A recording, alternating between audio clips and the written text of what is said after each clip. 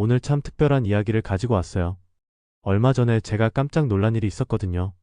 우리 어머님께서 갑자기 전화를 하시면서 야, 내가 오늘 마트 같은 데서 약을 샀다 이러시는 거예요. 처음엔 무슨 말씀인지 이해가 안 갔죠. 마트에서 약을 사신다고요? 그런데 알고 보니까 이게 요즘 정말 화제가 되고 있는 새로운 현상이더라고요. 우리 부모님 세대뿐만 아니라 많은 분들이 이런 경험을 하고 계시는데 과연 이게 어떤 변화인지 그리고 이 변화가 우리에게 어떤 의미인지 함께 살펴보려고 해요. 사실 지금 경기도 성남에 정말 특이한 곳이 하나 생겼어요. 겉으로 보면 그냥 대형마트 같은데 안으로 들어가면 약국이에요. 그런데 일반 약국과는 완전히 달라요. 상상해보세요. 430평, 그러니까 약 130평 정도 되는 넓은 공간에 약들이 진열되어 있고 소비자들이 쇼핑카트를 끌고 다니면서 약을 고르는 거예요. 마치 대형마트에서 과자나 생필품 고르듯이 말이에요. 이곳에서는 감기약부터 시작해서 파스, 비타민, 건강기능식품까지 2,500종이 넘는 제품을 취급하고 있어요. 그런데 가격이 일반 약국보다 저렴하다는 게 가장 큰 특징이죠. 그런데 이런 변화가 갑자기 생긴 건 아니에요. 우리나라 약국의 역사를 보면 참 많은 변화가 있었거든요. 예전에는 약국이 정말 동네마다 하나씩 있는 소중한 공간이었잖아요.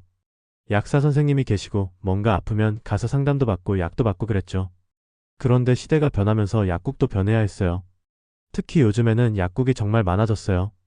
2024년 기준으로 전국에 약국이 2만 5천 곳이 넘는다고 해요.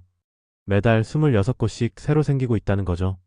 그러다 보니 약사분들도 기존 방식으로는 운영이 어려워진 거예요.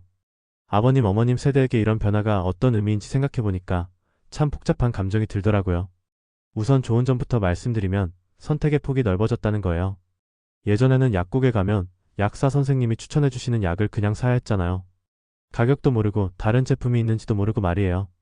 그런데 이제는 직접 보면서 고를 수 있어요. 같은 감기약이라도 여러 회사 제품을 비교해보고 스마트폰으로 가격도 확인해보고 그래서 더 합리적인 선택을 할 수 있게 된 거죠. 특히 우리 부모님 세대는 가격에 민감하시잖아요. 똑같은 약이라도 조금이라도 더 싸게 살 수 있다면 그게 훨씬 좋으시죠. 그런데 여기서 중요한 건 이런 변화가 마냥 좋기만 한 건 아니라는 거예요. 우선 약사분들의 걱정이 있어요. 약이라는 게 일반 상품과는 다르잖아요.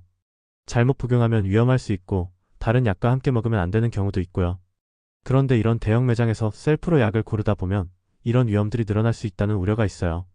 실제로 이창고형 약국에도 약사분들이 상주하고 계시긴 해요. 매장을 돌아다니면서 고객들에게 복용법을 알려주고 상담도 해주시죠.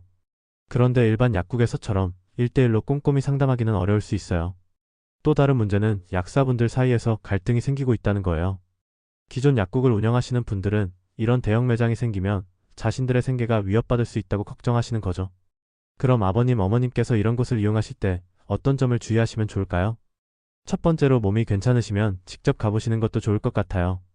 다만 규모가 크다 보니까 시간이 좀 걸릴 수 있어요.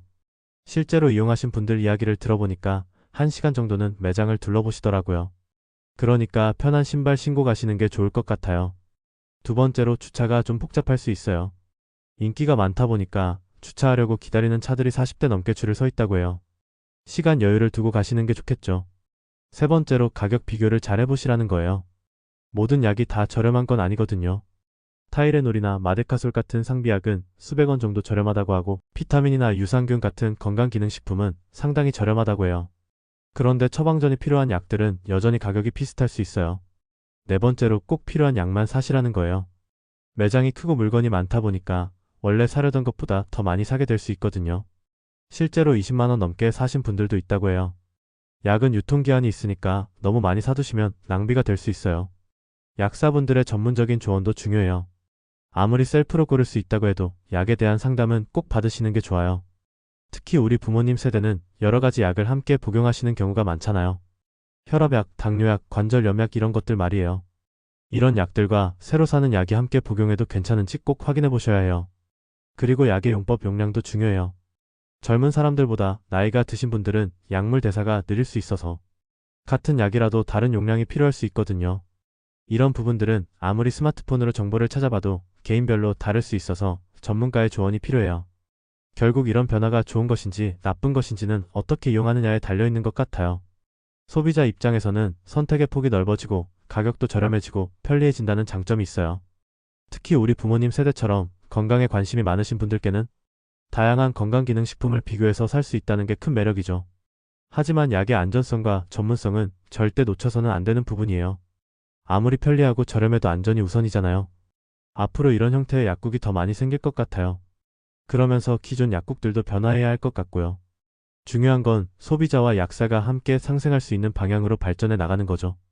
아버님, 어머님께서 이런 새로운 변화를 접하셨을 때 너무 당황하지 마시고 장점은 잘 활용하시되 안전에는 항상 주의하시면 좋을 것 같아요. 오늘 이 내용이 도움이 되셨다면 구독과 좋아요, 알림 설정도 부탁드릴게요. 다음에도 유용한 정보로 찾아뵙겠습니다. 감사합니다.